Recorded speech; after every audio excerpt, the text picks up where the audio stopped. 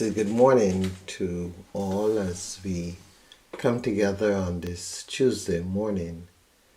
It is always a joy to be present with you, and I trust that today's devotion will be a blessing to us all. As we come into this day, we want to give thanks to Almighty God for just life, the ability to be present and to continue to share in this experience of the human family as we continue to work God's purpose out in our lives, as we continue to seek day by day to become closer to God and to try to understand better what God's purpose is for us. This morning then we come with open hearts and we come seeking God's grace.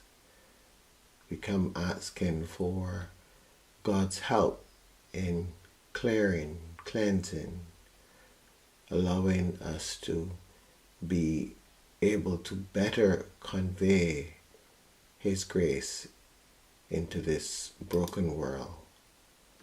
And so we come into our time of meditation now, and we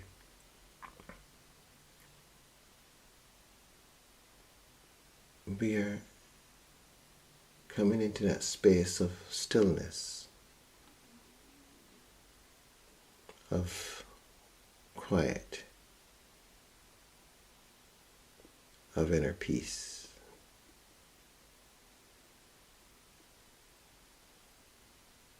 In a place of devotion.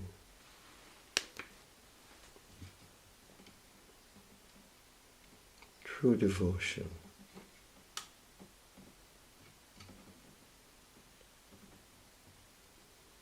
Devotion to Almighty God.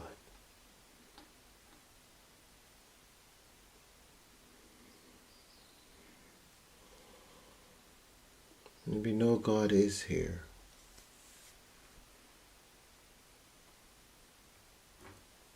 And we are thankful for God's presence,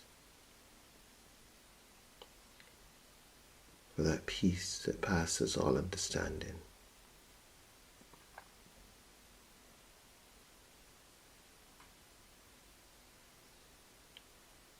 We come as children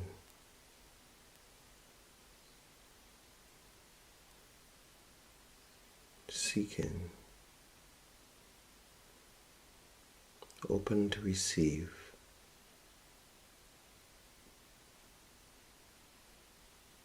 allowing, accepting.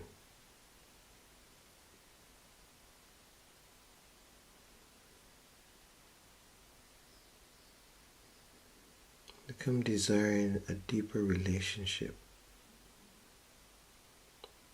with the divine. The all that is, the source, God.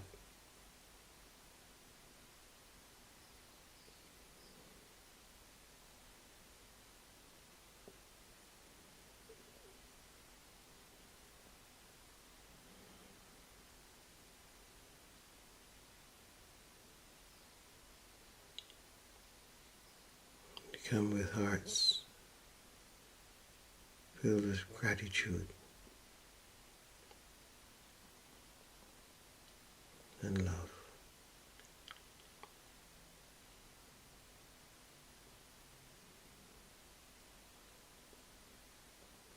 Become open to give, open to give all that we are.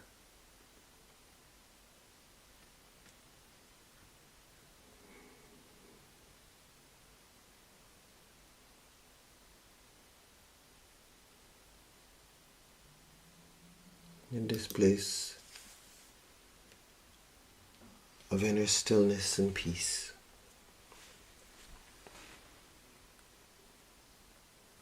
we listen to the word.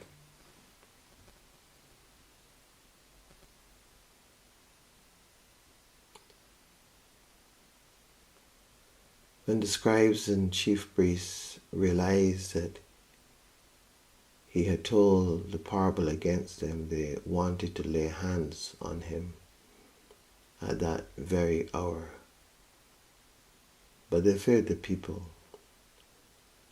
So they watched him and sent spies who pretended to be honest in order to trap him by what he said, so as to hand him over to the jurisdiction and authority of the governor.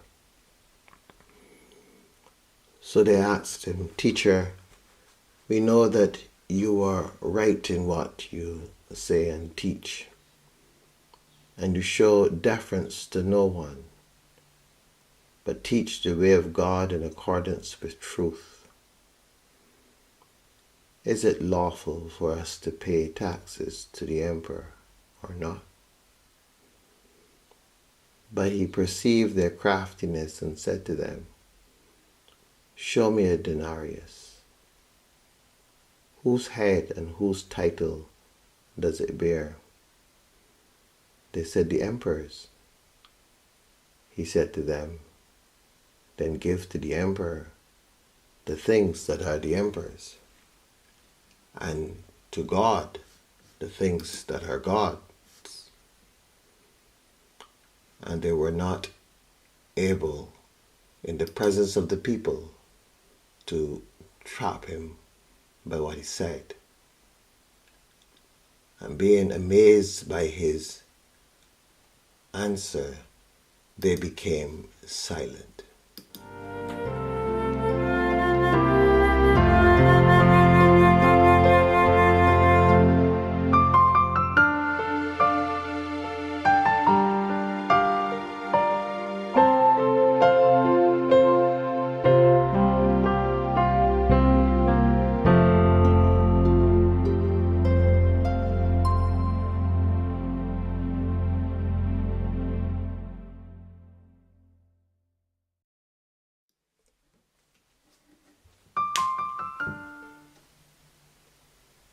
So Jesus is constantly under the eye of those around, constantly being challenged, constantly being in some way put in a position where they can find cause to have him arrested and removed,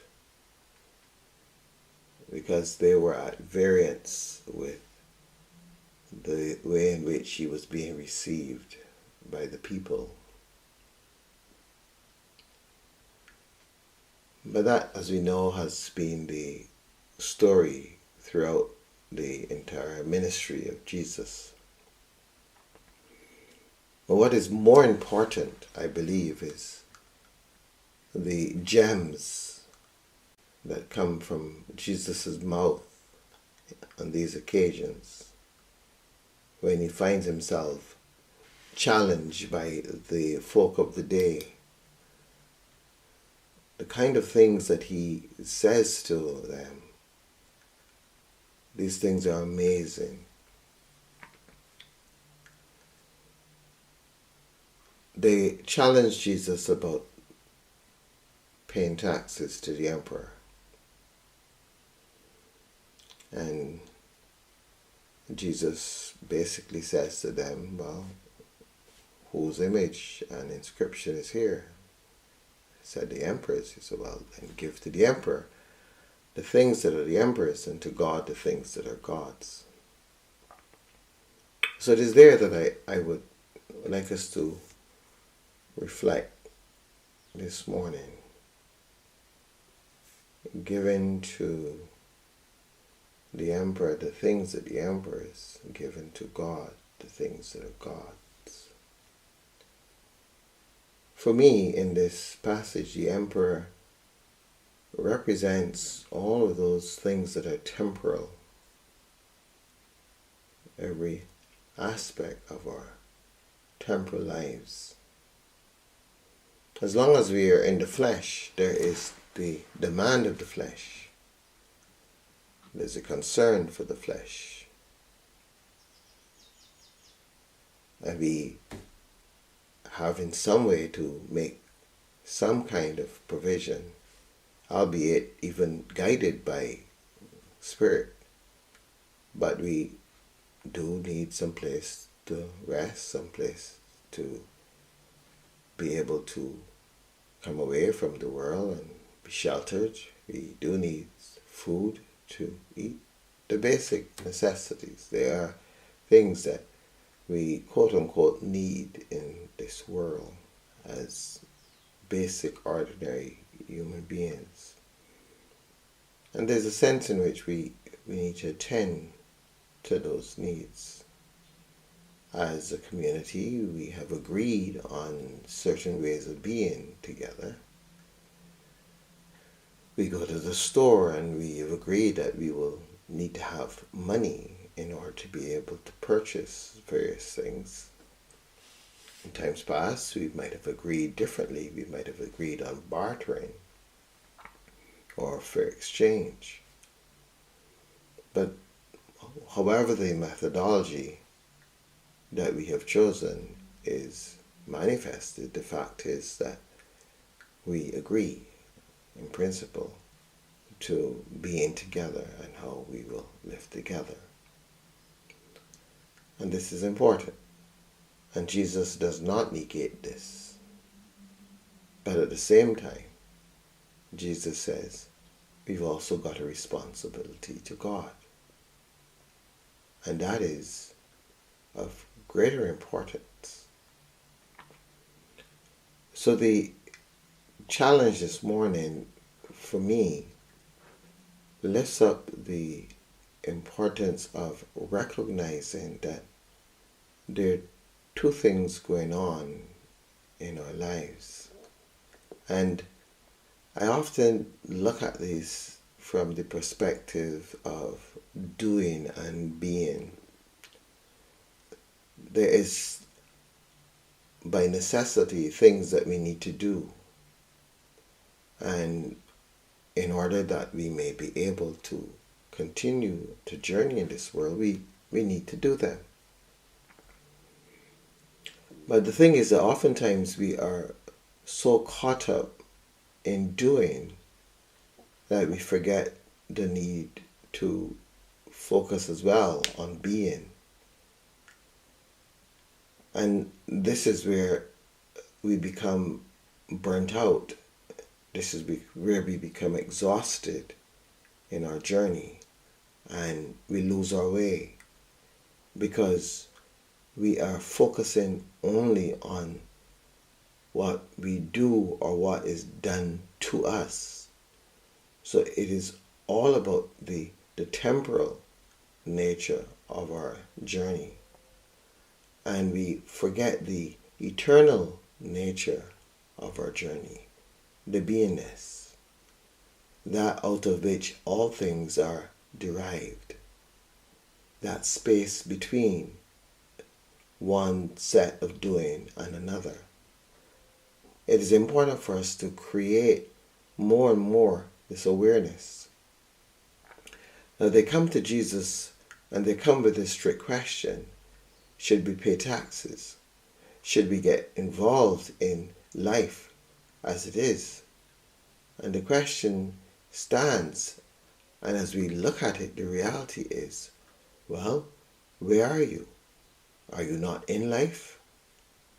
Do you not have to do certain things in this world in order to be able to continue your life?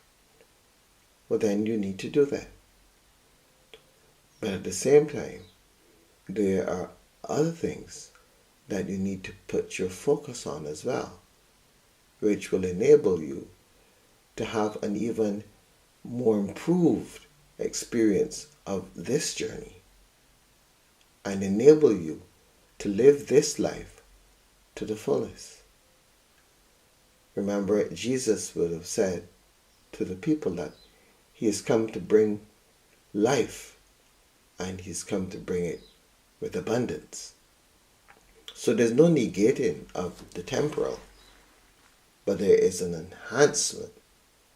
And the reality that the enhancement is about that sense of being, or that sense of becoming more and more conscious of the eternal nature of our journey. That which is underneath the temporal journey. That which gives life to this temporal journey. For that is the greater focus in our world. So yes, there are those things that we're required to do in order to continue this physical journey. But even more so, there are those things that we are expected to explore and to be present to in order that the eternal journey, this spiritual journey of ours, may be experienced at its fullness. The two stand together for us in this moment because this is where we are. And we can't negate this reality. When we pass on, we will put down this reality. But right now, this is where we are. And we must pay attention to it. But without losing focus of the greater journey. Give to the Emperor the things required by the Emperor.